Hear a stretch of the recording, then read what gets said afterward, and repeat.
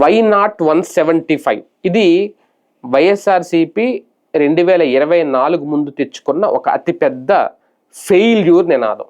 ఎందుకంటే ఆశకి కాస్తంత అద్దుపద్దు ఉండాలి. ఏకంగా 175 స్థానాల్లో మేమే గెలిచేస్తాము అని ప్రచారం చేసుకోవడం అతి ప్రచారం అయ్యింది. వ్యూహం బెడిచికొట్టి 11 స్థానాలకి పడిపోయింది. వైకుంఠపాళి మనం ఆడే కొద్దీ ఉంటుంది కదా, పరమపద సోపానం అని. నిచ్చులు ఎక్కుతాం పైకి వెళ్ళిన తర్వాత ఇంకా నాకు తిరగలేదు అనుకుని మొత్తం గెలిచేసాను అనుకునే టైంలో అక్కడ పెద్ద పాము ఉంటుంది, కాటేస్తే సర్రని కిందకు వచ్చి పడతాం. అలా జరిగింది.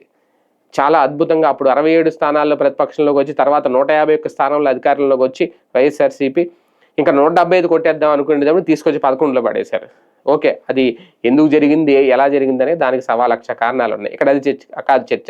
అయితే ఈసారి నినాదం మార్చాలనుకున్నారట. ఎందుకంటే తాజాగా మీటింగ్ జరుగుతున్నాయి, సమావేశాలు జరుగుతున్నాయి. ఆ సమావేశాల్లో అందరితో చర్చించినప్పుడు వై నాట్ 175 అనేది బాగా ఓవర్ అయ్యింది. ఈసారి అలా కాదు, కనీసం ఒక 100 స్థానాలనైనా టార్గెట్ పెట్టుకుందాం. పూర్తిగా 100 స్థానాల్లో గెలవడానికి మనం లెక్కేసుకుందాం. ఒకవేళ ఇలాగే 175 ఉంటే అదే నియోజకవర్గాల విభజన కనుక జరిగితే అప్పుడు ఒక 150 స్థానాలు. ఎందుకంటే 225కి వెళ్తాయా, లేదంటే 50% జనాభా లెక్కల ప్రకారం జరుగుతాయా, లేదంటే 50% వెళ్తుందని ఇంకా క్లారిటీ లేదు. కానీ నియోజకవర్గాలు పునర్విభజన జరిగితే అంతే తప్ప పూర్తిగా 100% మొత్తం మనమే ఫిల్ చేసేస్తాం, 100కి 100% సీట్లు మనమే కొట్టేస్తాం అనే ఆలోచన నుంచి కాస్తంత వెనక్కి తగ్గాలి అని అనుకుంటున్నారట. ఒక భారీ లక్ష్యం నుంచి గెలిపే లక్ష్యంగా ముందుకెళ్దాం. ఎందుకంటే గెలుపులో అధికారంలో ఉన్నప్పుడు భారీ లక్ష్యం పెట్టుకుంటారు.